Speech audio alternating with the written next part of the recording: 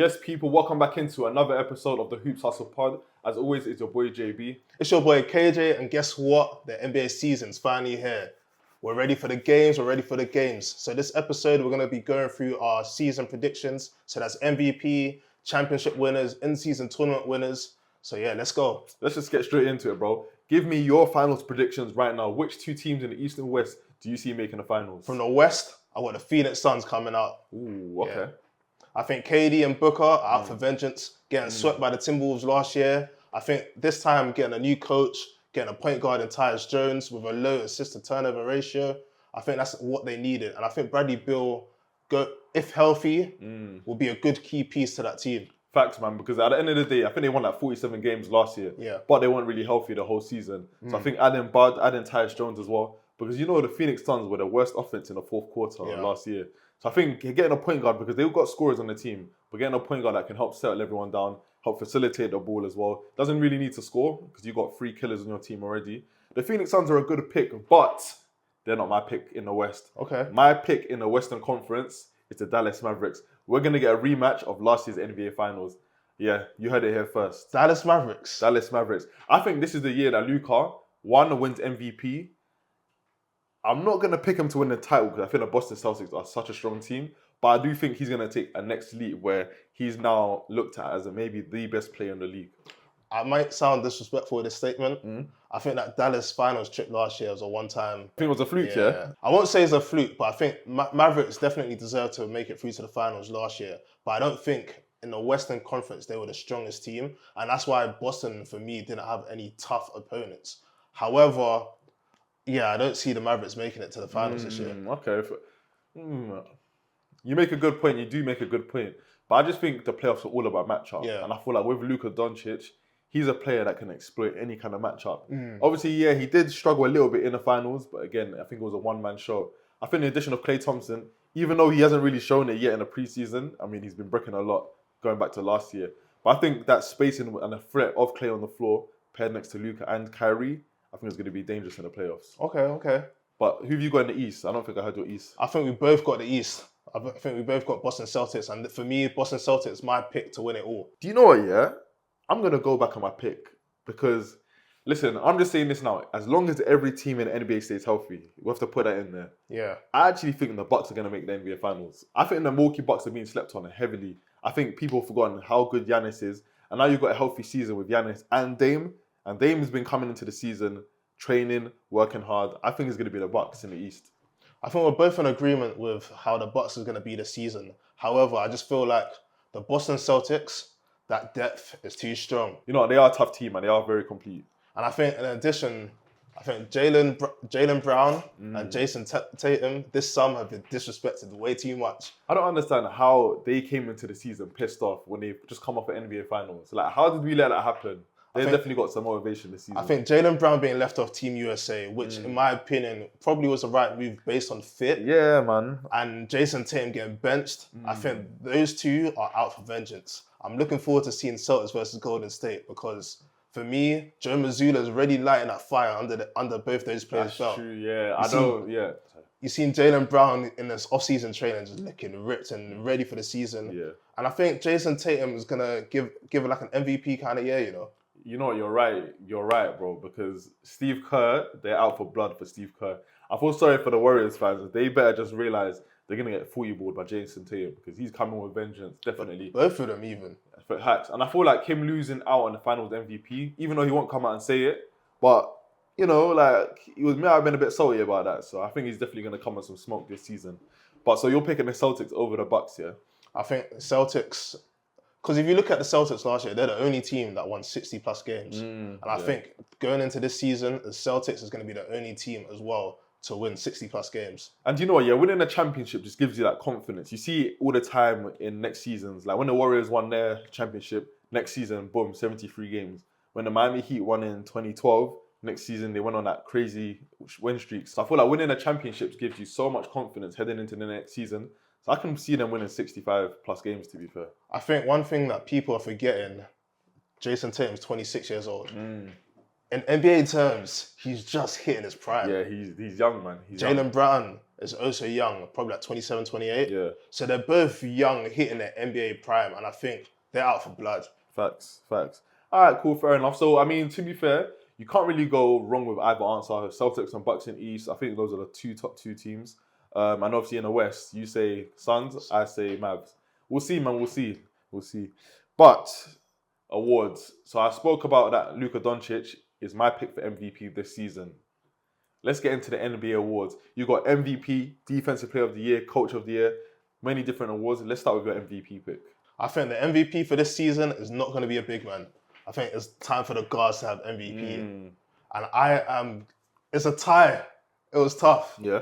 And I think it's going to be between SGA and Jason Tatum.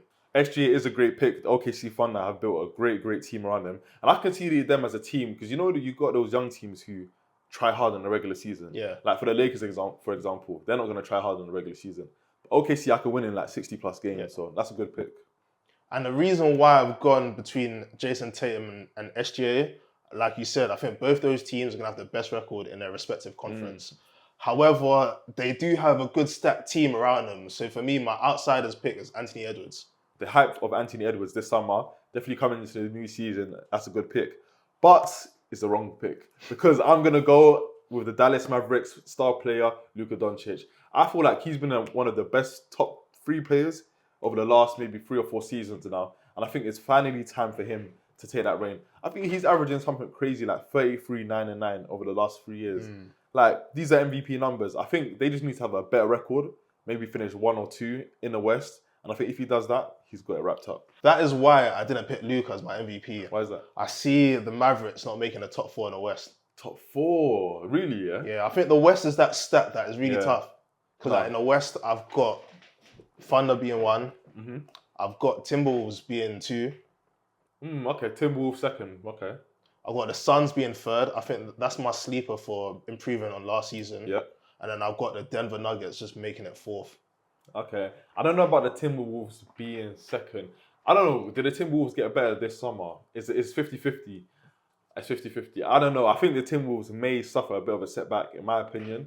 But again, you can't go wrong with either answer. Let us know what you think. Do you think it could be SGA, Luka, or do you have anyone else? That's our MVP picks. So, who do you have for the Defensive Player of the Year? To be honest, I think mine's an easy answer, and I think a lot of people would agree. I'm going to go with Victor Wembanyama. He was top 2 in Defensive Player of the Year as a rookie. I think he's probably the most, not versatile, but like scary Defensive Player of the Year. You see how people just alter when they see him coming. And I think he's got all the hype going into the next season as well. So I think it's his award to lose. I like your answer, but you're wrong. Okay, who you got? I've got Anthony Davis winning Defensive Player of the Year. I think this year is his time. I think he's been knocking on that door. And the reason why I don't have Wemby that high, I don't think their record is going to be in the top 8. Yeah. I think they're definitely going to have improvement to Spurs, but I don't think their records are going to be in the top 8 because the West is so tough and you can't have a losing record and be a Defensive Player of the Year, in my opinion. That's true, but do you know what? Yeah, I think this season opened my eyes because their record was so bad last year, but he still finished 2nd. And I think he made all first team defense as well. So I think they're not even thinking about the record with him. So I think if they improve even just slightly and he's still that same Defensive Player of the Year kind of caliber, he's going to get that award. AD I can understand because it's crazy how AD hasn't even won it yet. But I don't know, man. I don't know, he's just always getting slighted and I don't think the media voters are respecting him enough, in my opinion. And that's my opinion. I think the media love Wemby too much. Like, don't get me wrong, Wemby's one heck of a player, but he's still got some growing to do, which he's going to do so well this year with Chris Paul on his team. Facts.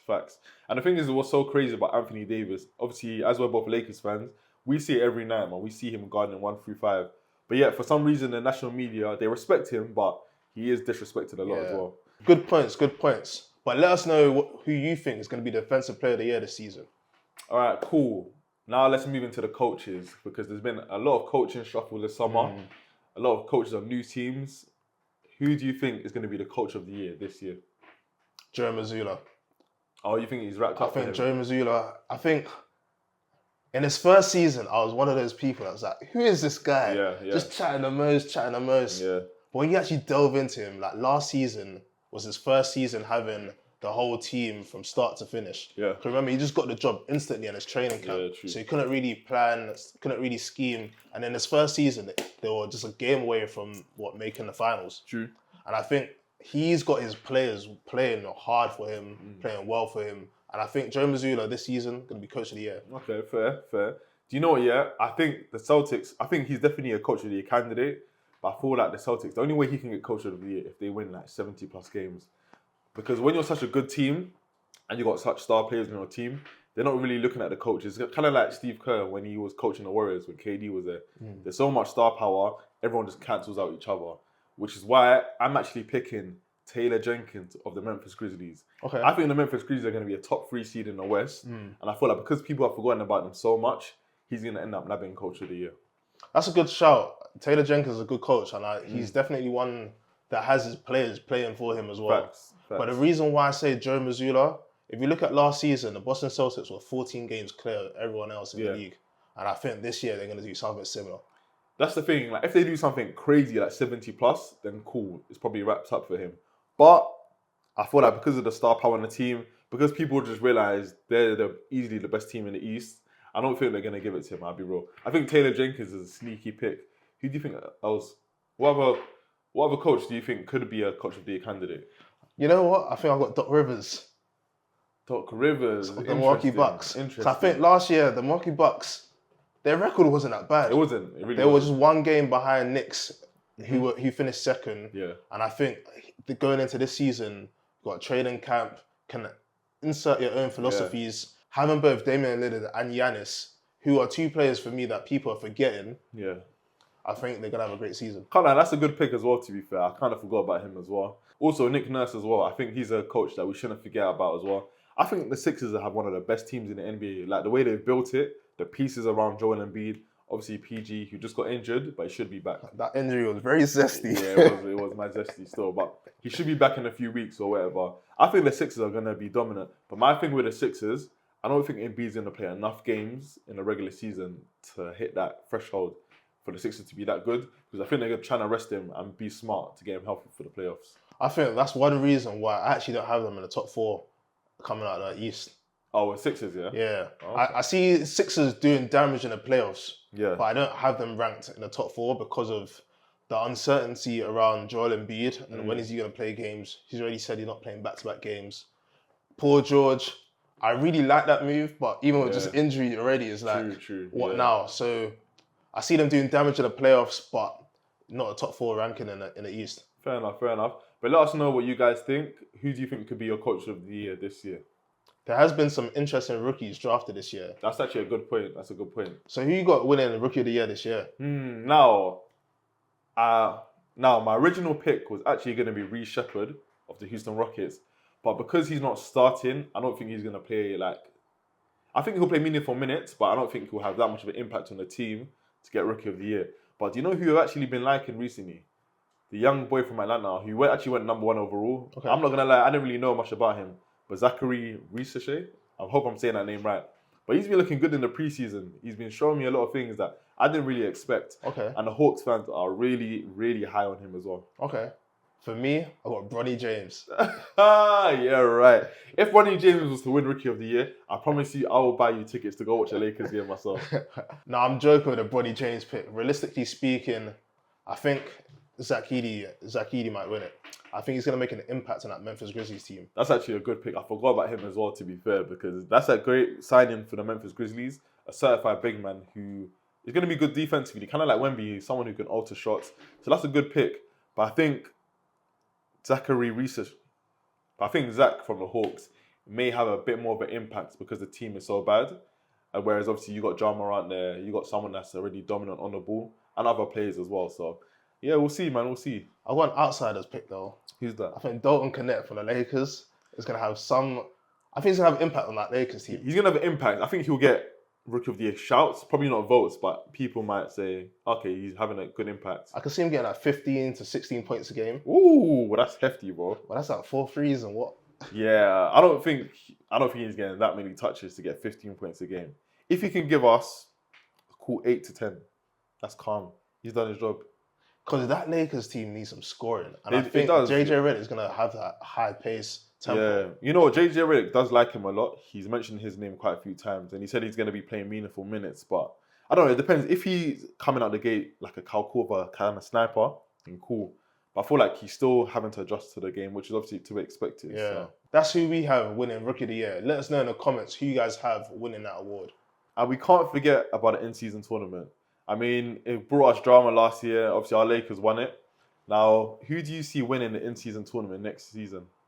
I think the Lakers are going to win back-to-back. Oh, you think so? No, I'm joking. Oh, okay. I think it's going to be... I think a young team might win it. I'm looking at the Timberwolves. I'm looking at the Knicks. But I'm also looking at the Celtics as well. I have a feeling the Celtics just this year are going to be like, yeah, forget everyone else. We're going to win the double. Yeah, no, I agree with that as well, actually. I think it's going to be one of those younger teams, like a Memphis, Pelicans kind of team that... I'm not feeling the Pelicans. Yeah, the Pelicans on some weird stuff. They don't even have a center, like a proper center this year, they said. But yeah, I think it's going to be one of those younger teams. So Knicks as well, I think that's a great shout as well. I think it's going to be a team that will really push for it in the regular season where other teams are really focused on the playoffs. So I think the Knicks actually is going to be my pick.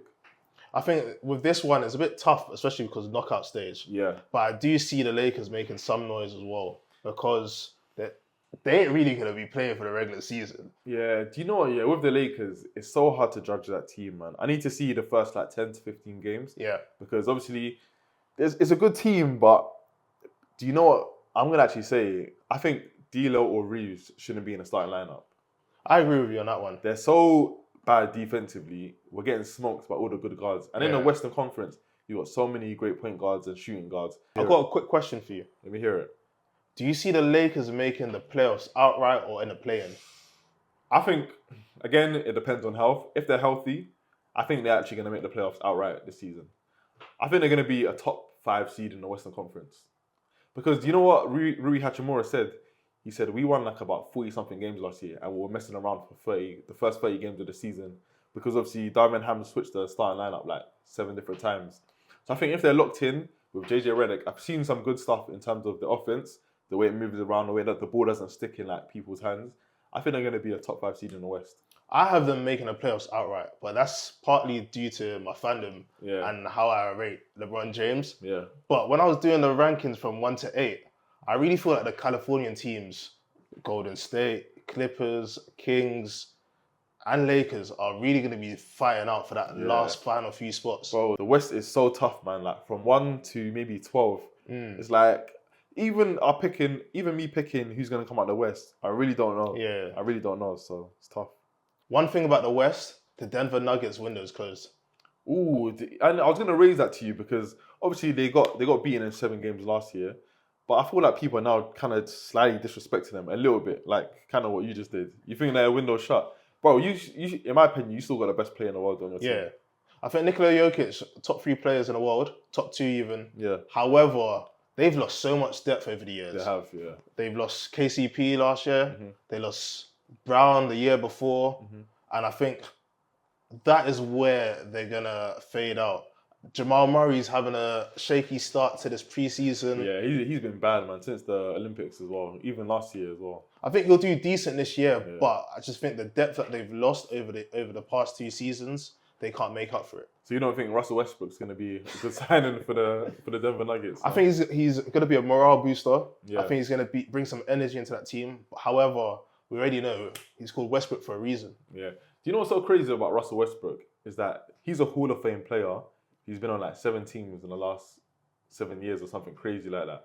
It's such a weird ending to his career, man. I don't know. Hopefully he gets that ring one day, but I don't know. I don't know. But do you know what? You mentioned the KCP, and I'm going to ask you a question. Because you know the Orlando Magic are like my young favourite team. Yeah. I keep forgetting about the Orlando Magic. I feel like Paolo Banchero and the Magic are going to take a big leap this season. I actually see them finishing...